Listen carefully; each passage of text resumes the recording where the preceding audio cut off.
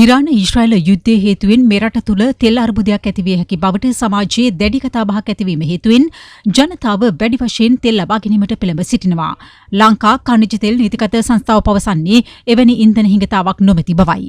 ඇත්තටම මේකට ප්‍රධාන හේතුව තමයි ඉරාන යුද්ධය. ජනතාව හිතනවා මේ බෝම්බ දානකොට එකපාරට ලංකාවේ තෙල් නැති වෙයි කියලා. ඒ හින්දා ජනතාව කලබල වෙලා පෝලිං වලට යන එකක් තමයි තියෙන්නේ. අපේ රටේ මීට ඉස්සෙල්ලා ඔය පෝලිං වල ඉන්න ජනතාව කියලා තියෙනවා. පෝලිම තිබුණා ඉතින් අපිත් ආවා. ඒක හින්දා මොකද්ද කියලා දන්නෙත් නැහැ කියලා. ඒ වගේ තත්ත්වකුත් තියෙනවා. කිසිදු ගැටලුවක් නැතුව තව මාස දෙකකට අවශ්‍ය තෙල් අපි ඇනවුම් කරලා තියෙන්නේ. ඒ ඇනවුම් සහතික වෙලා තියෙනවා. මේ රටේ කිසිම හේතුවක් නිසා තව මාස දෙකක් යනකම් කිසිදු තෙල් හිඟයක් ඇති වෙන්නේ නැහැ. 92 පෙට්‍රල් ගත්තොතින් අපිට වැඩි හරියක් එන්නේ යුද්ධයේ තියෙන කලාපෙන් නෙවෙයි. අපිට එන්නේ මැලේසියාව, සිංගප්පූරුව, ඉන්දියාවේ ශිකාවලින් ඒ වගේ ප්‍රදේශ වලින් තමයි වැඩි එන්නේ. එකම එකක් තිබුණා ඕමාන් වලින්. ඒකත් හෝමෝස් සමුද්‍ර සංධිය වසා දැම්මා. ඒකේ අපිට ගැටලුවක් වෙන්නේ නැහැ. අපි ඒකේ සප්ලයර්ත් එක්ක කතා කරලා ඒක සම්පූර්ණ තහවුරු කරන් තියෙනවා. ඩීසල් ගත්තත් සම්පූර්ණ එහෙමයි. ඊගාවට තියෙන ගැටලුව තමයි සිනොපෙක්, IOC, RM පාක් කියන සමාගම්. අපි ඒගොල්ලොත් එක්ක සාකච්ඡා කරා. එයාලා අපිට තහවුරු කරා කිසිදු ගැටලුවක් නැතුව ඉදිරි මාස දෙක ඇතුළත